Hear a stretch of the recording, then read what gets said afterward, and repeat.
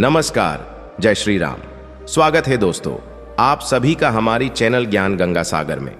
आज हम जानने वाले हैं रामायण की एक ऐसी रहस्यमय कहानी जो शायद आप में से किसी को भी पता नहीं होगी।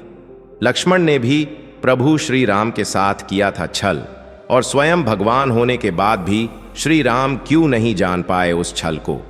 आखिर किस गलती के कारण भगवान राम ने अपने प्राणों से भी प्रिय भाई लक्ष्मण को मृत्युदंड की सजा दी।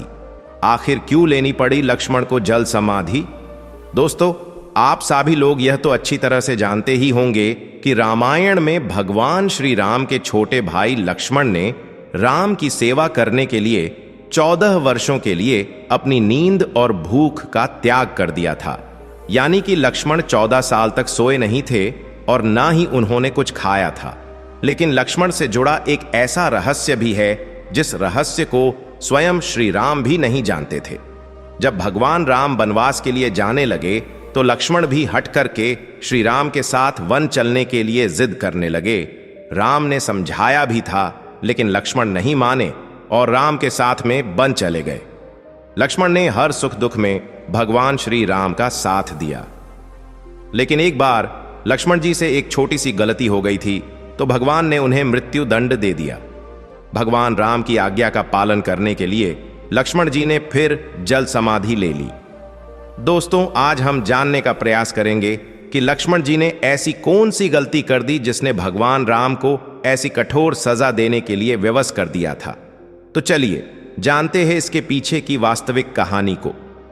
लेकिन यह जानने से पहले यदि आप हमारी चैनल पे नए हैं तो जरूर हमारी चैनल को सब्सक्राइब कर देना, और अगर आज की कहानी आपको अच्छी लगे तो वीडियो को लाइक और शेयर जरूर कर देना। दोस्तों, हम यह तो जानते ही हैं कि यमराज को काल का भगवान भी कहा जाता है।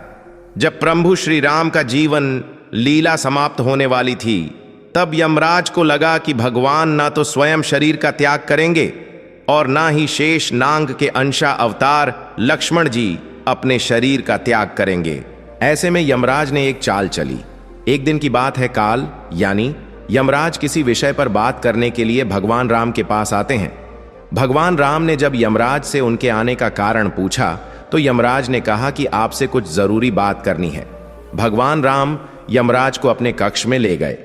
फिर यमराज ने कहा कि प्रभु, मैं चाहता हूं कि जब तक मेरी और आपकी बात हो उस बीच कोई इस कक्ष में ना आए।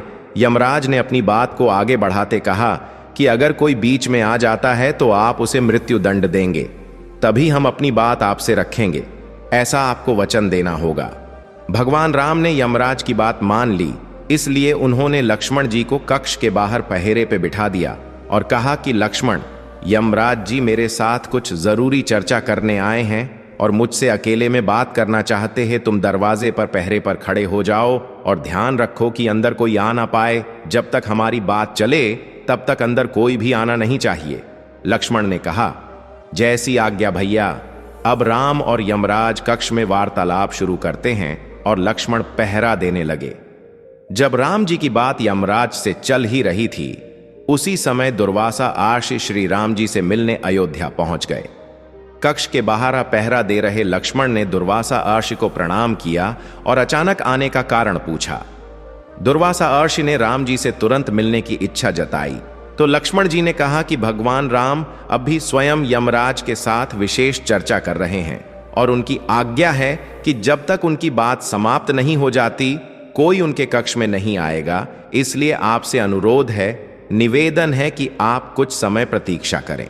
दोस्तों, आर्षि दुर्वासा लक्ष्मण जी के वचनों को सुनकर के क्रोधित हो गए और कहा कि अभी जाकर के राम से कहो कि मैं उनसे मिलना चाहता हूं और इसी समय मिलना चाहता हूं, अन्यथा मैं पूरी अयोध्या को नष्ट होने का श्राप दे दूंगा। दोस्तों, जब दुर्वासा आर्षि ने पूरी अयोध्या को नष्ट होने का श्राप देने की बात की तो यह सुनकर के लक्ष्मण घबरा गए। फिर लक्ष्मण ने विचार किया कि पूरी अयोध्या नष्ट हो, इससे तो अच्छा है कि मैं अपने ही प्राणों की आहुति दे दूं। मेरे मरने से हमारी अयोध्या नगरी तो बच जाएगी।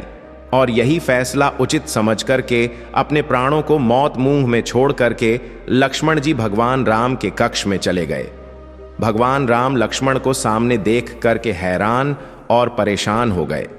भगवान राम ने लक्ष्मण से पूछा कि ये जानते हुए भी कि इस समय कक्ष में प्रवेश करने वाले को मृत्यु दंड दिया जाएगा, फिर भी तुम मेरे कक्ष में क्यों चले आए? हाथ जोड़ करके लक्ष्मण जी ने कहा कि भैया दुर्वासा आर्षि आपसे अभी मिलना चाहते हैं और उनके हठ के कारण मुझे अभी कक्ष में आना पड़ा है। मैं क्षमा चाहता हूं। राम जी यमराज से अपनी बात पूरी करके जल्दी से आर्षि दुर्वासा से मिलने पहुंचे, लेकिन यमराज अपनी चाल में सफल हो चुके थे। उन्होंने राम जी से कहा कि आप अपने वचन के अनुसार लक्ष्मण को मृत्यु दंड दीजिए। भगवान राम अपने वचन से मजबूर थे। सोच में थे कि अपने प्राणों से प्रिय भाई लक्ष्मण को कैसे मृत्यु दंड दिया जाए। राम जी ने अपने गुरु वशिष्ठ जी को बुलाया और इस विषय में बात की तो गुरु ने बताया कि अपनों का त्याग मृत्यु दंड के ही बराबर होता है, इसलिए आप लक्ष्मण को अपने से दूर कर दीजिए। ये उनके लिए मृत्यु दंड के बराबर ही सजा होगी। जब राम जी ने लक्ष्मण को अपने से दूर जाने के लिए कहा तो लक्ष्मण जी ने कहा कि आपसे दूर जाकर तो मैं वैसे भी मर जाऊंगा, इसलिए अब मेरे लिए उचित है कि मैं आपके वचन की लाज रखूं। दोस्तों, लक्ष्मण जी भगवान राम को प्रणाम करते हैं और राजमहल से निकलकर सरयू नदी में जाकर जल समाधि ले लेते हैं। 14 वर्षों के वनवास के समय में लक्ष्मण जी ने अपनी भूख का भी त्याग कर दिया था। लक्ष्मण जी ने 14 वर्षों में कुछ भी नहीं खाया था, जबकि भगवान राम उन्हें रोज फल खाने के लिए देते थे, लेकिन लक्ष्मण जी उन फलों को कभी नहीं खाते थे। इस रहस्य के बारे में राम जी को भी नहीं पता था। इस रहस्य से पर्दा तब उठा जब भगवान राम लंका जीतकर अयोध्या वापस आए और सभा में लंका विजय की कहानी सुनाई जा रही थी और सभी लोग भगवान राम के गुणों का बखान कर रहे थे। तभी गुरु वशिष्ठ ने यह कहा कि आज मैं आप लोगों को एक ऐसी रहस्य की बात बताऊंगा जिसे जानकर आप सभी लोग आश्चर्य से चकित हो जाओगे। हो सकता है कि राम को भी इस बात पर विश्वास ना हो। जैसे ही गुरु वशिष्ठ ने कहा कि लक्ष्मण ने 14 वर्षों से कुछ भी नहीं खाया है, तो आश्चर्य से सभी चकित रह गए और सोचने लगे कि 14 वर्षों से लक्ष्मण ने कुछ नहीं खाया, यह कैसे हो सकता है। और इस बात को सुनकर के भगवान श्री राम ने कहा कि गुरुवर, मैं लक्ष्मण को रोज फल खाने के लिए देता था और आप कह रहे हो कि कुछ नहीं खाया। मैं इस बात को सच कैसे मान लूं कि लक्ष्मण ने 14 वर्षों तक कुछ नहीं खाया। तब गुरु वशिष्ठ ने कहा कि इस शंका का समाधान लक्ष्मण ही कर सकते हैं। तभी गुरु की बात सुनकर के लक्ष्मण कहने लगे कि भैया, आप जो मुझे खाने के लिए खाना देते थे, मैं उस खाने को अपनी शक्ति के द्वारा सीधा अयोध्या भेज देता था। इस बात को सुनकर के दोस्तों भगवान राम बोले, तो क्या वह खाना आज भी यहां मौजूद है? इस बात को सुनकर लक्ष्मण जी बोले, आप मेरे साथ चलिए, मैं वहां आपको मैं चलता हूं जहां मैंने 14 वर्षों से यह खाना इकट्ठा करके रखा है। जब श्री राम उस जगह पहुंचे जहां लक्ष्मण ने खाना रखा था, तो उसे देख करके भगवान राम एकदम से आश्चर्यचकित हो गए। वहां खाने का ढेर लगा हुआ था और उन्होंने जब उनकी गिनती की तो 14 साल के हिसाब से उसमें 4 दोने कम निकले। भगवान राम ने लक्ष्मण से कहा कि भाई, 4 दोने कहाँ गए हैं? ये 4 दोनों का खाना आपने खाया है, वो कहाँ है? तो लक्ष्मण ने जवाब दिया कि भैया, आप मुझे जो 4 दोनों के खाने के बारे में जो प्रश्न आप मुझसे पूछ रहे हैं, जब हम लोगों ने वन के लिए प्रस्थान किया था तो उस दिन आपने कुछ नहीं खाया और ना ही उस दिन मुझे कुछ खाने को नहीं दिया था। इसके बाद जब हमारे पिता राजा दशरथ की मृत्यु का समाचार सुनने को मिला, तो उस दिन भी आपने कुछ नहीं खाया और ना ही मुझे कुछ खाने को दिया था। इसी प्रकार जब दुष्ट रावण ने माता सीता का हरण किया, उस दिन भी आपने कुछ नहीं खाया और मैंने भी कुछ नहीं खाया, और जब मुझे मेघनाथ द्वारा शक्ति लगी तब भी आपने कुछ नहीं खाया था। इसलिए इसमें 4 दोने कम हैं। दोस्तों, भगवान राम ने लक्ष्मण का यह उत्तर सुनकर के कहा कि इतने बड़े रहस्य का पता मुझे 14 वर्षों तक नहीं लगा और तुमने भी मुझे नहीं बताया। तुमने मुझसे छल किया और ये रहस्य मुझसे छिपाया। फिर भगवान राम ने लक्ष्मण से कहा कि भाई, तुमने इतना बड़ा त्याग क्यों किया? लक्ष्मण जी ने उत्तर दिया कि भैया, आप मुझे खाना खाने के लिए तो देते थे, पर आपका ऐसा कोई आदेश नहीं था कि यह खाना मुझे जरूर खाना है, इसलिए मैं खाना नहीं खाता था। और भला मैं आपके आदेश बिना यह खाना कैसे खा सकता था? मैं तो आपके आदेश बिना कुछ नहीं करता। और भैया आप यह तो जानते ही हैं कि मेघनाथ को सिर्फ वही मार सकता था जिसने 14 वर्षों तक कुछ भी खाया ना हो, नींद का त्याग किया हो और ना ही किसी स्त्री का चेहरा देखा हो।